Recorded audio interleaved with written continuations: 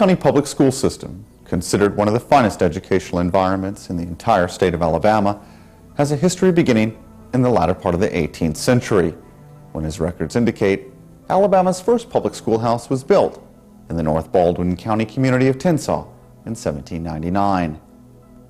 And at that time, nearly 10 years prior to Baldwin being organized as a county, the area remained geographically expanse. Agriculture served as king, and family farms dotted every section of the county. And in this era of extremely limited highway systems, individual communities built their own respective public schoolhouses, with the Board of Education supplying teachers to provide instruction. In the early part of the 20th century, the Baldwin County Public School System boasted over 80 separate school districts, each with their own individual public schoolhouse.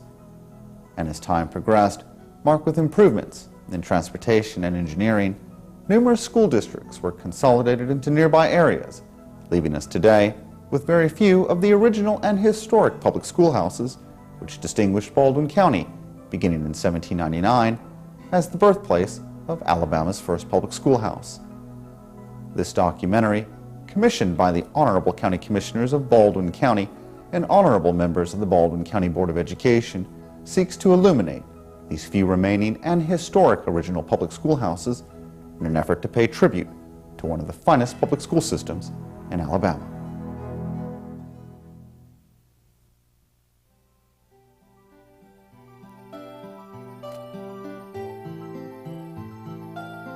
Education in the South Baldwin County community of Orange Beach has a rich history, beginning with the first school in the area, which was a one-room schoolhouse that operated from 1910 to 1914.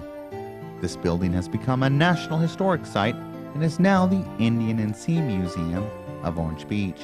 The students of Orange Beach attended school in Foley and then Gulf Shores from 1914 until a new elementary school was constructed in 1997.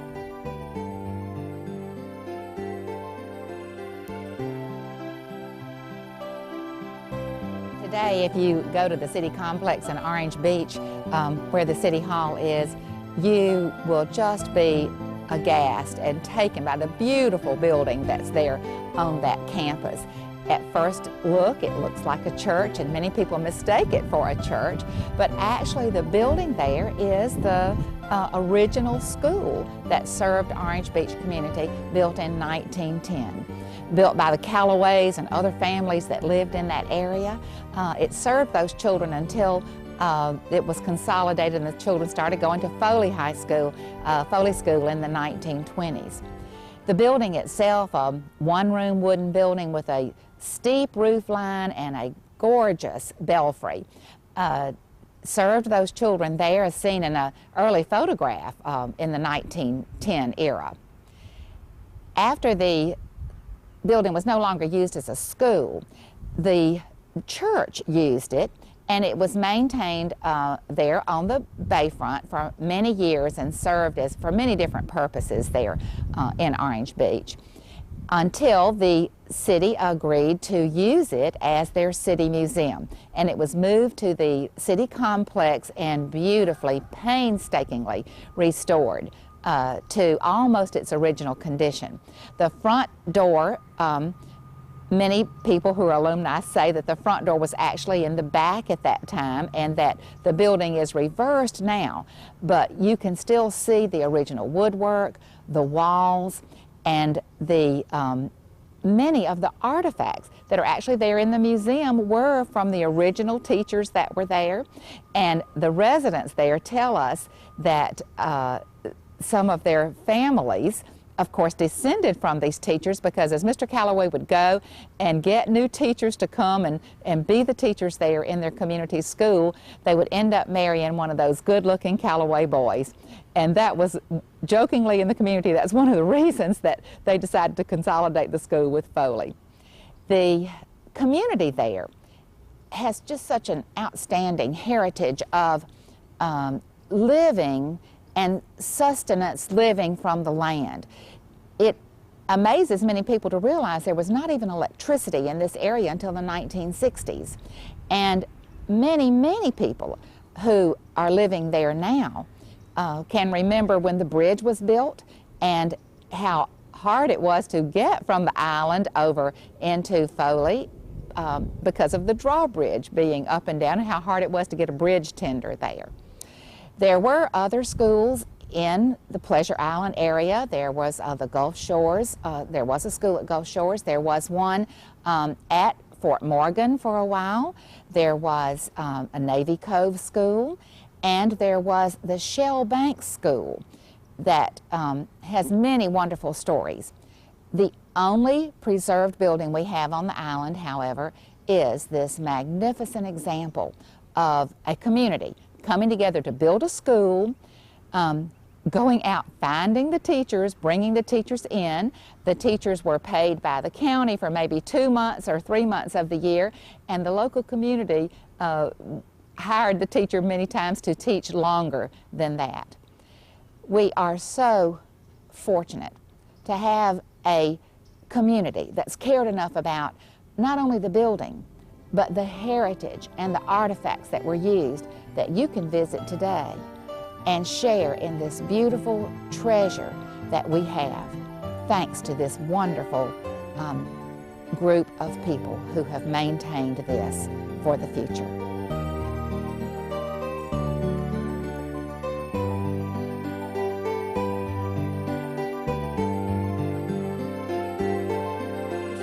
Beach N&C Museum, which was the first school in Orange Beach, and now it's the first museum in Orange Beach. It was built in 1910 by James Callaway and some of the other Walker boys, just like Earl was saying. Everybody jumped in to build it. And my mother finished her last year in here as school, and she said she can remember going the 4 months out of the year of either freezing your buns off or burning them up in here, because it had no air conditioning, no fans.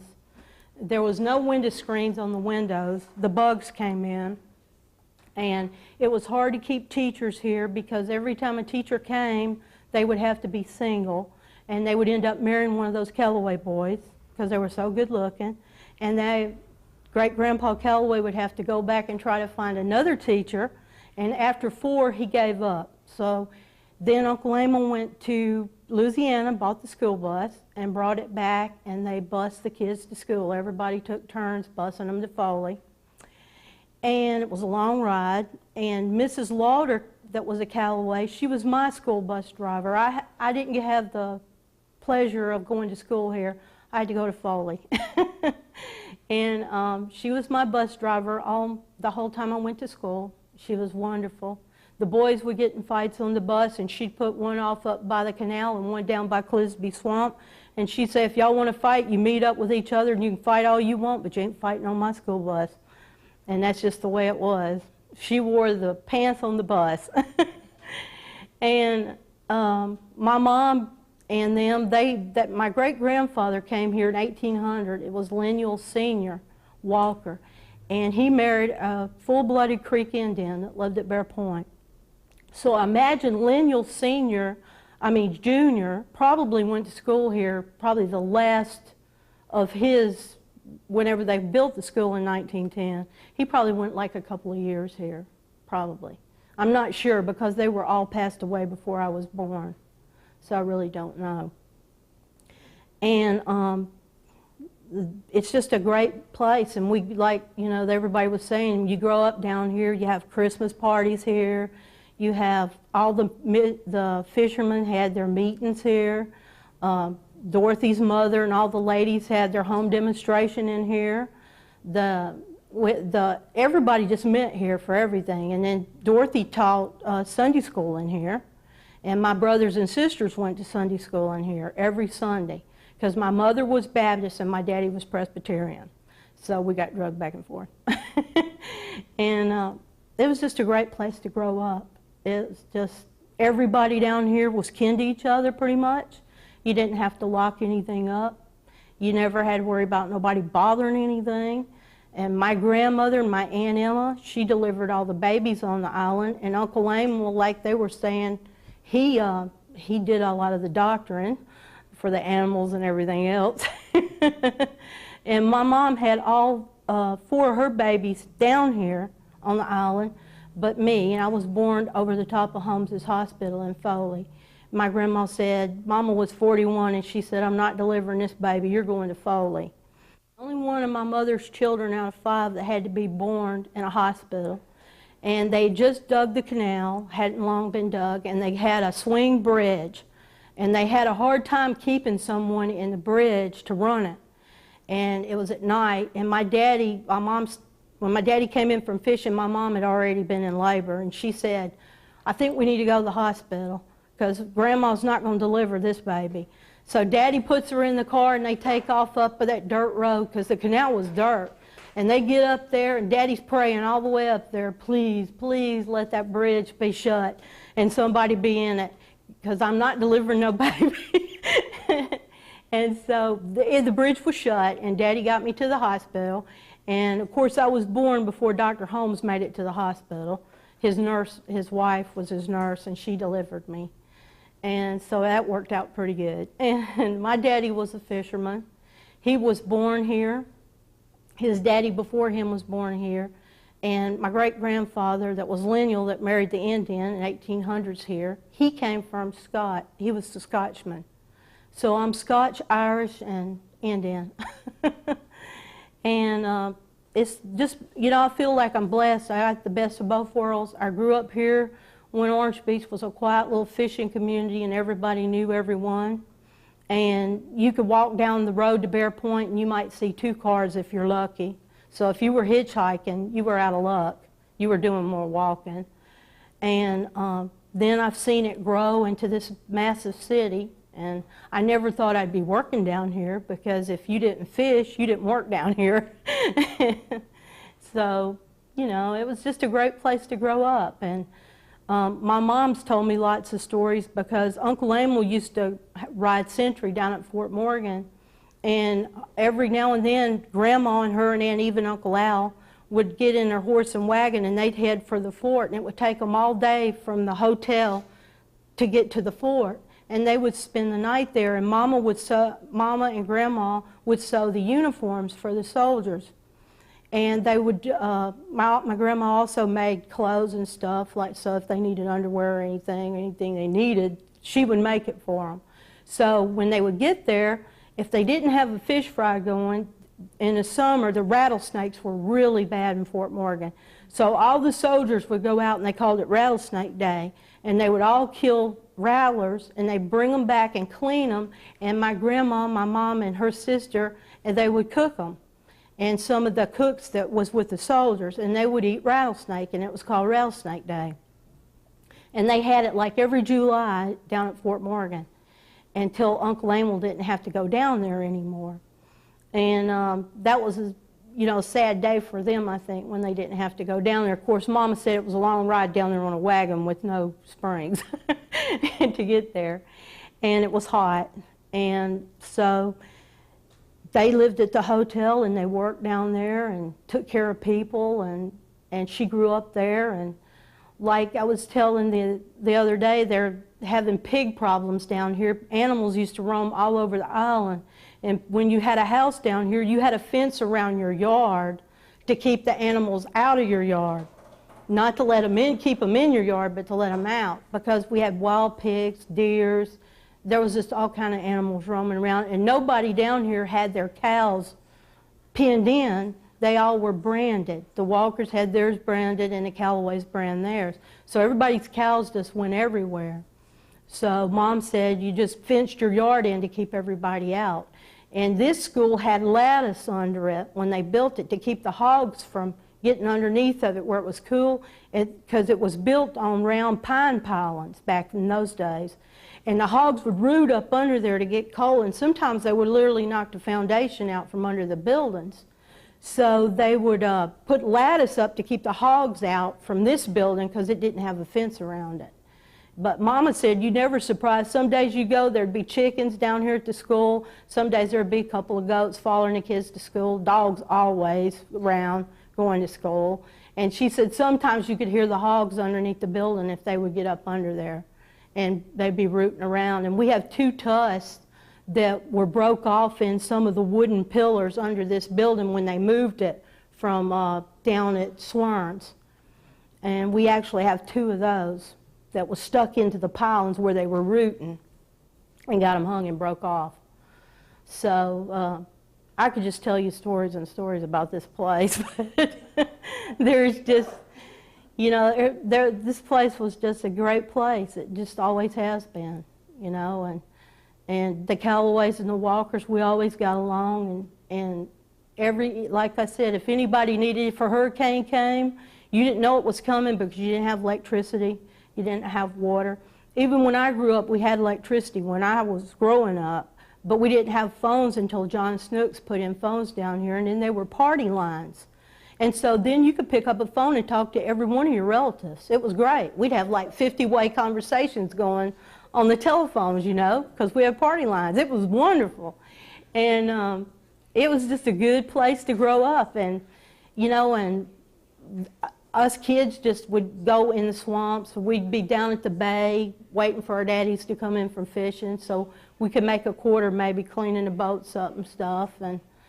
And it was just a good place to be. It was a good place to grow up. My dad mullet fished and oystered in the wintertime, and then he charter boat fished in the summertime, and sometimes snapper fished.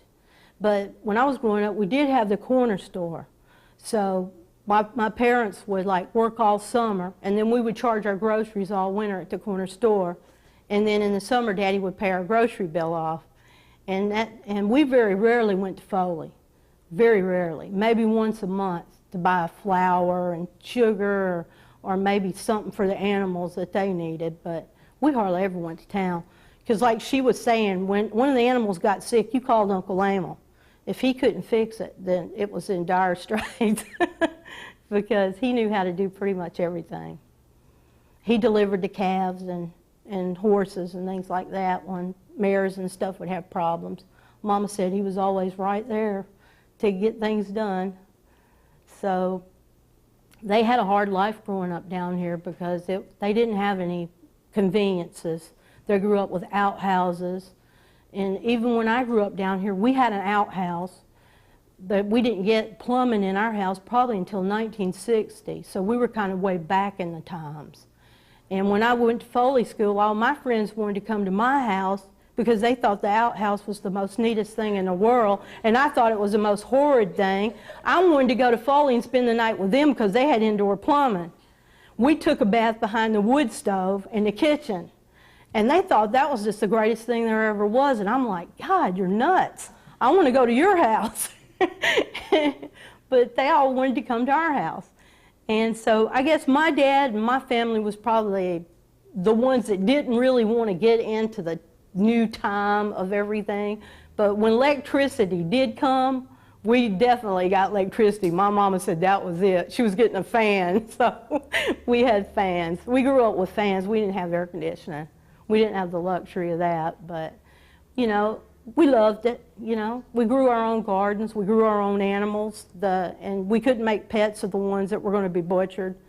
And all of the men got together like twice a year for butchering hogs and cows or the rabbits or whatever. They all got together. None of us kids were allowed to be around. We weren't allowed because you wouldn't eat it if you saw what happened to it. and it's changed a lot down here now, but it's a wonderful place, you know. And it was a wonderful time to grow up down here. I don't have any regrets, none. Wouldn't have changed anything. I met my husband down here. I knew him when he was 13 years old because his daddy fished for a living. And they moved down here from Georgia. And he was just a scrawny little boy. But he was a new kid, you know, he wasn't a relative. He was like, oh yes, you know, here we got a new one. But luckily, most of the kids that grew up down here were boys in my time. They were all, like all my cousins were boy children. So there wasn't but like 3 girls my age. And I was like, Ricky's mine. So anyway, I've been married to him for 28 years now, and we're very happy. And so we're just kind of blessed just to be here. Still be here. I have many fond memories of this old schoolhouse. not as a student back when it was used as the Orange Beach school, but in later years, after my family moved to Orange Beach in 1949, everything seemed to center around the Orange Beach Baptist Church. And the schoolhouse was on the property that the Orange Beach Baptist Church was built on. So we had Sunday school classes in this school building. We had Halloween parties. We had Christmas parties. My mother and some other ladies formed a home demonstration club, and we also, they had meetings here in the schoolhouse. So I have many fond memories, and I was so glad that when they decided to move it and set it up here as a museum, because I'm definitely interested in history. Along with Mike Shipler and Bay Manette, we put together the story of Orange Beach, Alabama. Our life here, growing up in Orange Beach as a child, like 2 years, being 2 years old when we moved here, everything in this community centered around that church over there. So any parties that we would have, and I can remember the Halloween parties, we'd have a scavenger hunt, and you bob for apples, just do lots of fun things. I also remember with Bible school, we used to play a little game called Annie Over, where you would throw the ball over this building, and whoever caught the ball on the other side would have to run around and get back to a certain base. And my brother and his friend James Huff were really involved in that day. And James ran into this other boy, and of course he almost bit his tongue in two. So, and of course blood was everywhere, and that ended our Annie Over. We couldn't play Annie Over anymore after that. But which I guess is the way it always is. When something happens, then you have to come back and redo the rules. But I do remember it had a wood stove in the end of it, I believe, and it was always a cozy place to come in for either your Sunday school class or whatever party that we had here. I went to grammar school in Foley for a few years during the Depression years. And one of the times while lived in Foley, the Girl Scouts wanted to come camp at Orange Beach. And a man owned a cabin pretty close to where Snapper's Lounge is now, and he told us we could camp there, we could stay in the building or camp in the yard, and we could walk down to the water where Hudson's Marina was and go swimming. The first night we got in there about 3 o'clock in the afternoon and set up our tents and got all set for a fun time. Went to bed in our tents, and about 9 o'clock the pigs came through the tents. And we scattered like you can't believe, and no one ever slept in a tent after that. We slept inside the building. And then I moved to Louisiana, and later on I married Ray Callaway, who I had gone to grammar school with. And we married in '45. And he brought me back to Orange Beach a time or two, and it was not like it is now. The roads were not paved, the electricity was bad, the water was bad. He finally got me to move here in 1947, and I lasted 30 days. Then I moved to Mobile, and after about 2 years later, I was expecting Earl, and I quit work, and we moved to Orange Beach. And I hated it with a passion, but now I love it. And that was in 1949 that I moved here. And little by little, things got better. One time we bought what was the Orange Beach Hotel and Cottages, and all of that was Callaway land at one time. From 161 to where the Baptist church is, from the swamp to the bay, all belonged to the Callaways. It was homesteaded by their great-grandfather. And some of the others will tell you more about the history of that. But where the Orange Beach Art Center is now was an old hotel. And we purchased that hotel in 54, I believe. In 1954. And we ran the cottages and fed meals to fishermen. And we thought we got a bargain. We did. We bought it for $10,000, and we stayed there for 8 years and sold it for $30,000 and thought we were millionaires. And everybody says, well, think what it'd be worth today. But, you know, that's the way life is. And Orange Beach got better as we got better water and all of that. But talking about this particular building, I can remember the home demonstration formed, and Margaret Childress Long knows a lot about that.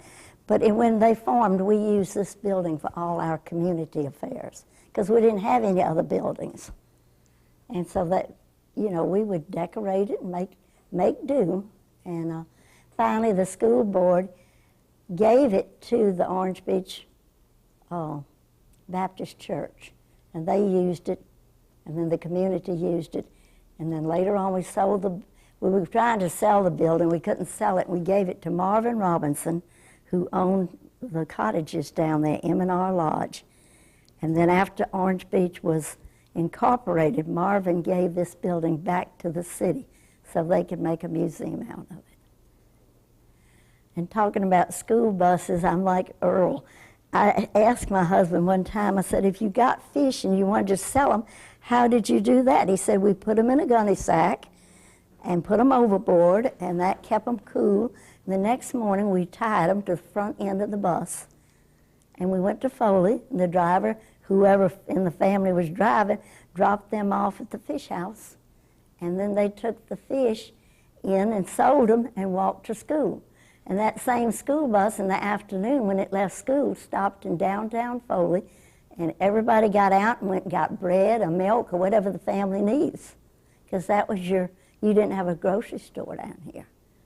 So it worked real good. And that went on, I don't know when I think the Callaways quit driving it. The county took over and they bought a bus, and then some of the Callaways still drove the bus. Miss Eleanor Callaway Lauder drove the bus for 32 years.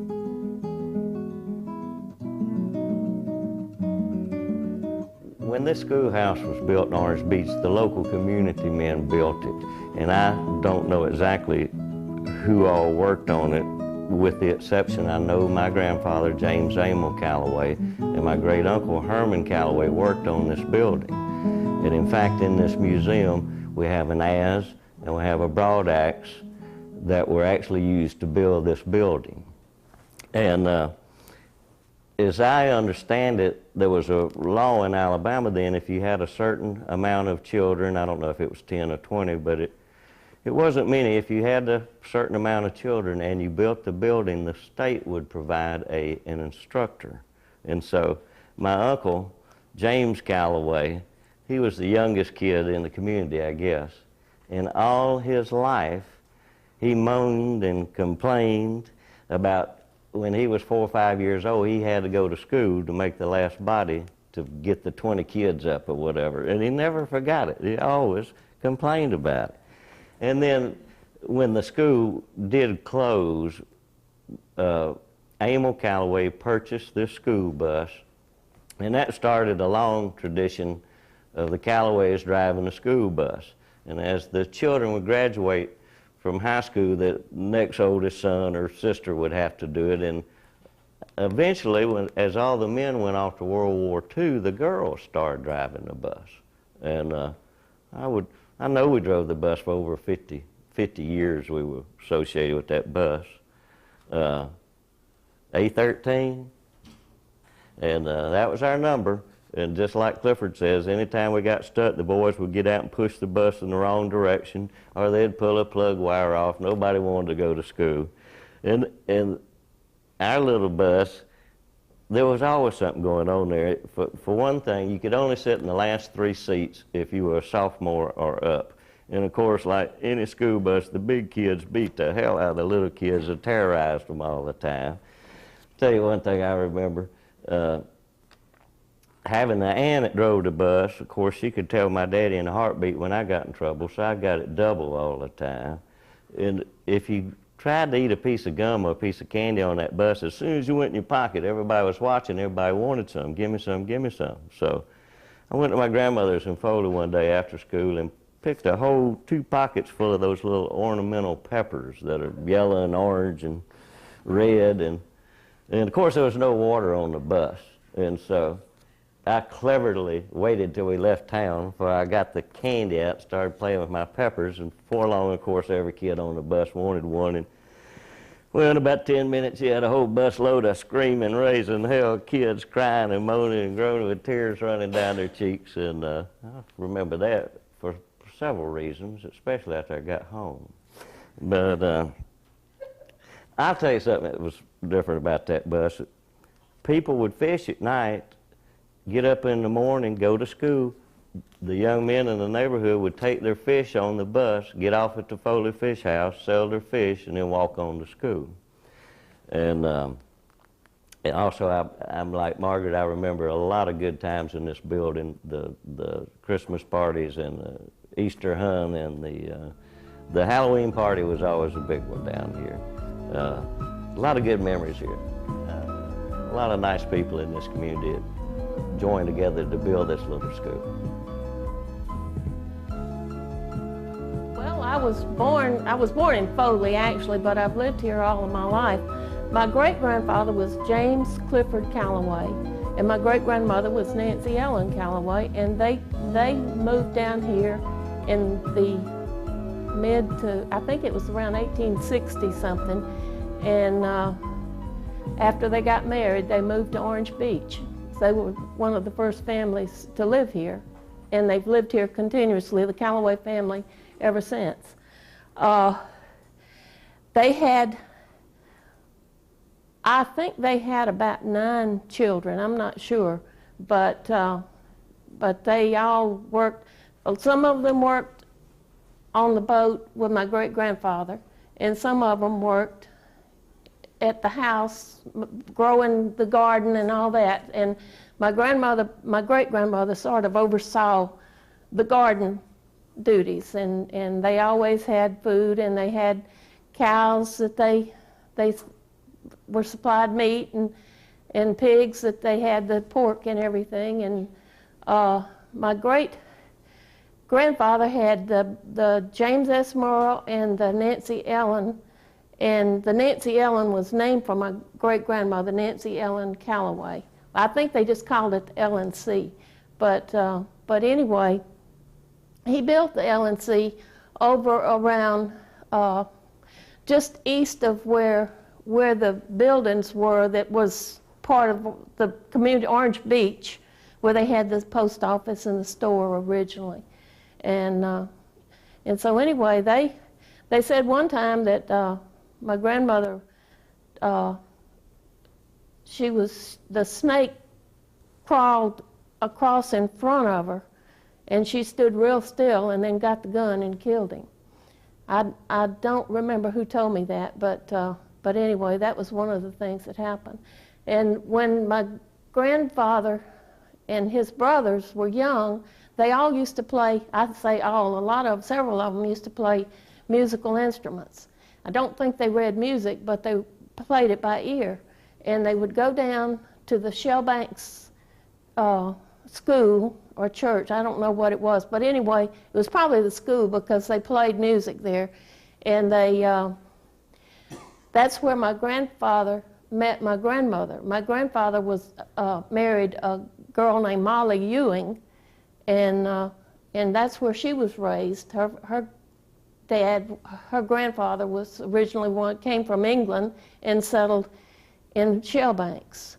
So we're pretty much related to most of the old-time families all along, the Callaways and the Nelsons and the Fulfords and the Ewings and all of them. So so we're pretty much connected to everybody.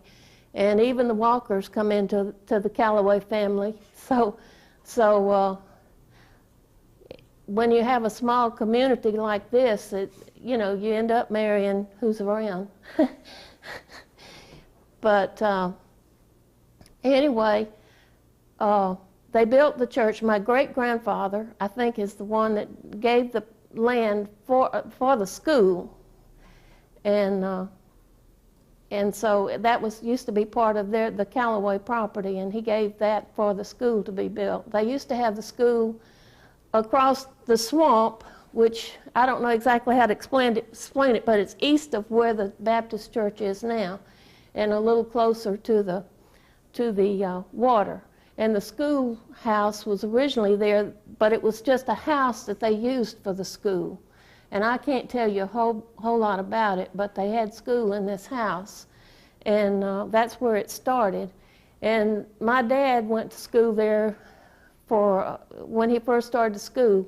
He was at that school, he and his sisters, and they ended up having to go back to Foley, and it was a pretty long ride. Now, Earl was talking about bus 13. That's the bus that I rode when I was young. The other bus, I don't know if it had a number even, but because it was a privately owned bus. But bus 13 was a county bus, and we had to go. They were building while we were going. They were building this 180, which is now Canal Road.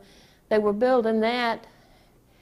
And at times we had to go through the state park. That was when you could go all the way through the state park from Orange Beach. And we used to go through that winding road.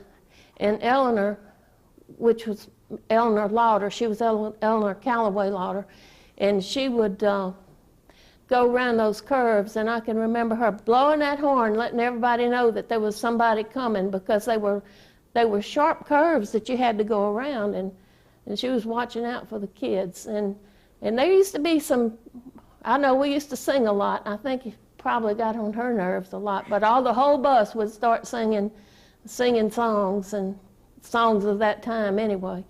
And so I know it.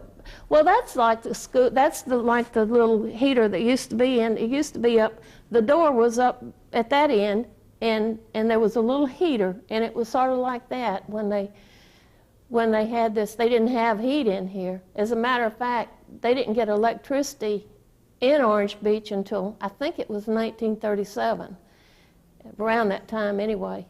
And my uncle was telling me that one time my grandfather had bought some cable, and he was putting electricity in his house. And my uncle was an electrician, and he came down and he realized that my grandfather had bought telephone cable. And he said, I was scared to death he was going to burn the house down. So he went and got some electrical cable, and he helped my grandfather install the electricity into his house. But back then, you didn't have things. I can remember seeing my grandfather, he would need a gasket, and he would get the stuff to make the gasket out of. He would get that, and he had his pattern for the gasket, and he would cut it out with his pocket knife. They always carried a pocket knife back then, and if you got a sticker in your finger or anything like that, they would take it out with that pocket knife. But anyway, one of the things that he did, he used to go fishing with a net all the time, and he would work on his net. Well, they have back in here, they have the needles where they would work on the nets, fix the nets, and he had fixed a thing that he could take the twine off of the roll, and he would wrap it around. And this thing that he had, was on it was a nail through it where it would spin around. So as he wound his needle up with the twine, he didn't have to worry about it. It stayed, it stayed just right, and it would just spin around and unwind. So that made it a lot easier for him. But he did that, he figured that out himself. And that was the way they did just about everything. They didn't go to the store every time. They would just do the things that they needed to do. And he was telling me one time when he was a young boy that they had a man working for him at his mother's house, and he had a pocket knife, and I don't remember what he was doing, but he cut his hand real bad. And the man went upstairs in the attic and got cobwebs and came down and wrapped those cobwebs around that wound. And he still had the scar, but it stopped the bleeding. I mean, when he would show us, we weren't supposed to play with sharp objects, and he would show us what happened to him when he was a young man. And he had a big old scar there, and that's what happened. And so I guess the man probably saved his life, maybe. And they would, just like one of his nieces one time got bitten by a snake, and he had some ammonia, and he capped that ammonia over that snake biter, and it helped to pull that poison out of where she was bit by the snake. I don't remember where she was bitten, but anyway, they were able to do things like that. They knew what to do to take care of it. And James Clifford Callaway, when he was young, and I can't tell you a whole lot about it, but he took care of the dental work. He would pull teeth for you, and he also, from what I understand, people in Pensacola would come over here to get him.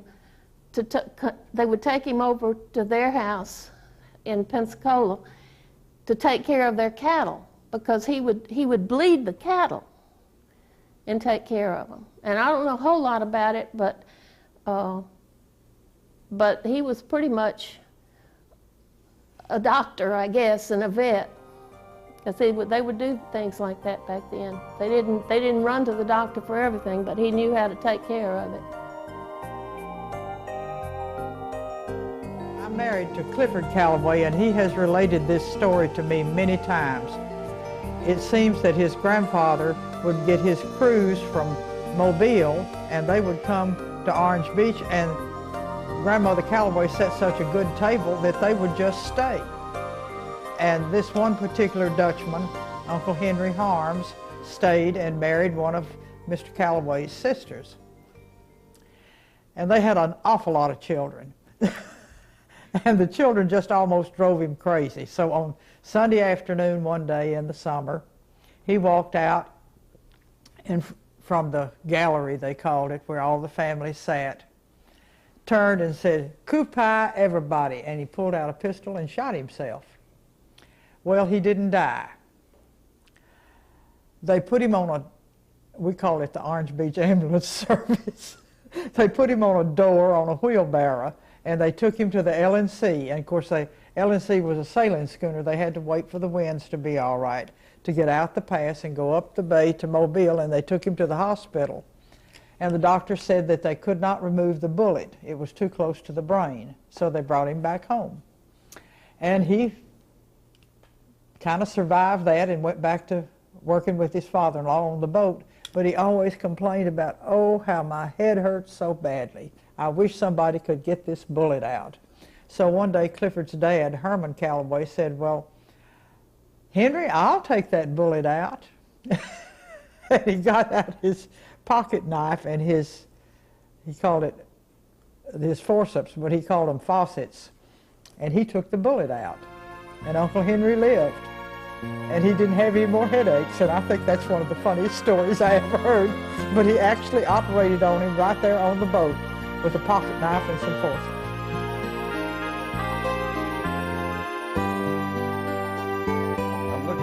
paper here that this canal was dredged September the 26th, 1932.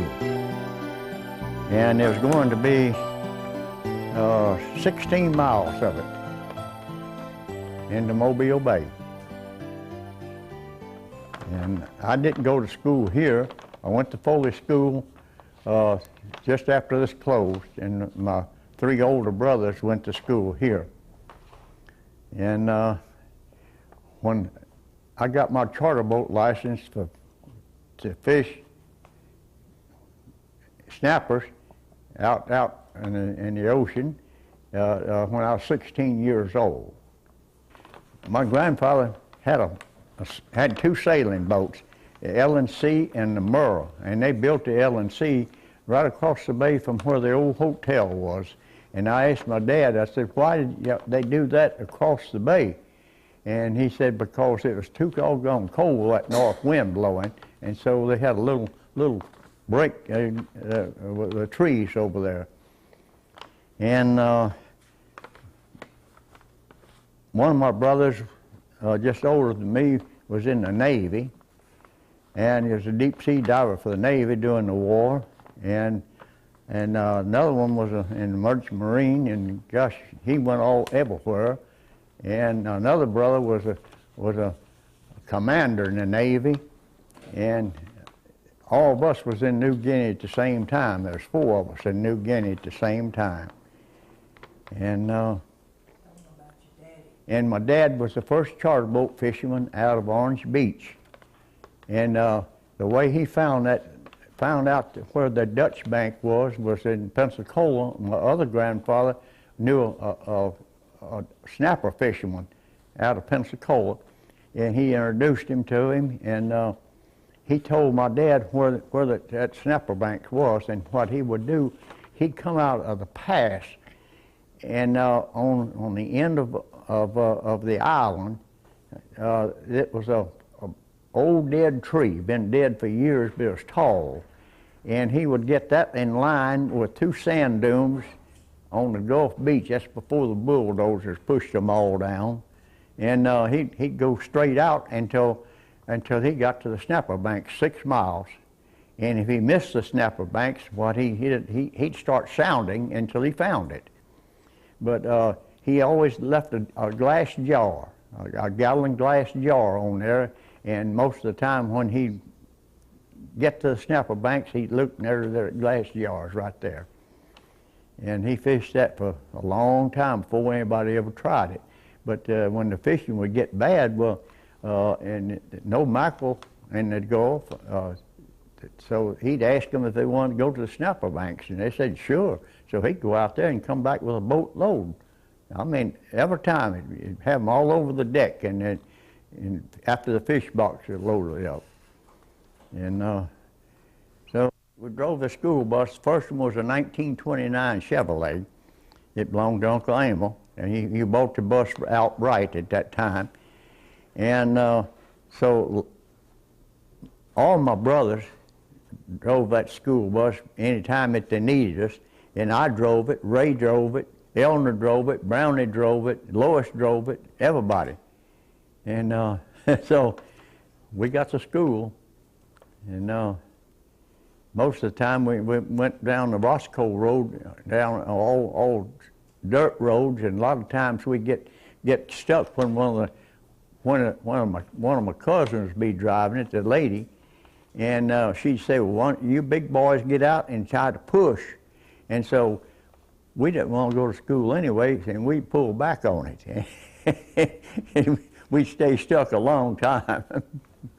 Well, Uncle Emil owned the school bus outright, and on Saturday he would take the seats out of the school bus. It was a 1929 Chevrolet, and he'd haul hogs in it and haul it to the CC camp where they had all the slop and garbage and all that there, and that's what they fed the hogs on. We trained, Ray Walker and Ray Callaway and myself trained for the Merchant Marine, which we didn't need any training because we knew how to read a compass, to steer a ship and everything else. But we went to the school And we'd have a lifeboat race every Sunday, and it might be 25 boats out there, and lifeboats, and some of them had instructors on it and running that thing, and we would row and toss our oars straight in the air and coast, because we'd get so far ahead of them, all of them, and most of them was instructors, and they didn't like us, but we cut our teeth on those oars. And our Navy bombed us. It wasn't the Japanese Navy, but it was in New Guinea, and they bombed us, but we couldn't get mad at them because they saved our life in the bombing. And so we had to go to Australia to go on dry dock. We got to Australia, and they didn't have anything to put us on. But the ship was too big, so we went down the coast and went around that Great Barrier Reef. That Great Barrier Reef is what saved Australia. The Japanese sunk all the boats trying to get over that coral, and went around there, and we picked up it was short-handed for ships, and we picked up 600 troops in Brisbane, Australia, and we were leaking like a basket, and we went back to New Guinea with them, and then headed back to San Francisco, and we made it. And I stayed in the Merchant Marine for 14.5 years. And the people want to go foreign. They keep wanting to go on a cruise or go foreign. I'll tell you what, the best place right there is right where we're standing, right in the United States. We got everything they don't have. In my last year, I joined the football team, and we never lost a game the whole season. We beat everybody. Everybody we played, we beat them, and beat them bad. And we even went out of the county and still beat them. And it was Joseph Callaway, Ray Callaway, Clifford Callaway, and David Callaway was on the first string. But anyway, I went in the Merchant Marine when the war started, and I stayed in it for 13.5 years. And I got out of the Merchant Marine and went directly into the oil field as an electrician and stayed out there for 23 years. And when I retired, I came back to Foley, and I married a sweet lady from Louisiana, and her name is Myrth Callaway, and we are happy ever after. Doing all right.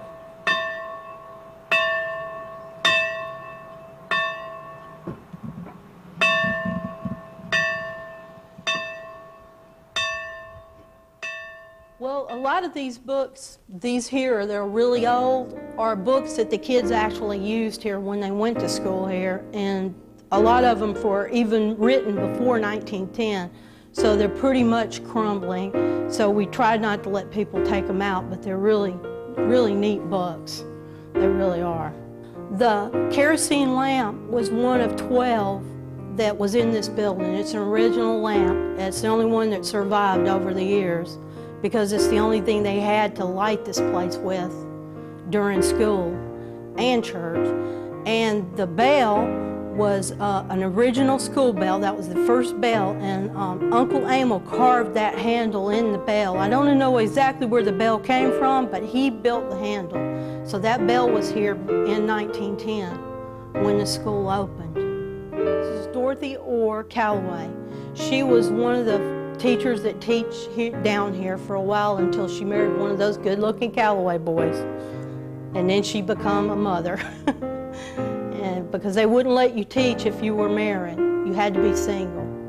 The vase is a crystal vase that Eleanor Lauder Callaway bought for the first teacher that was here. She saved her money and bought that vase for the teacher, and it always sat on the teacher's desk. And when Mrs. Lauder, she was my school bus driver, when she was cleaning out her house, she brought the vase up here and wanted to donate it to the museum because she said it was part of the school that belonged here.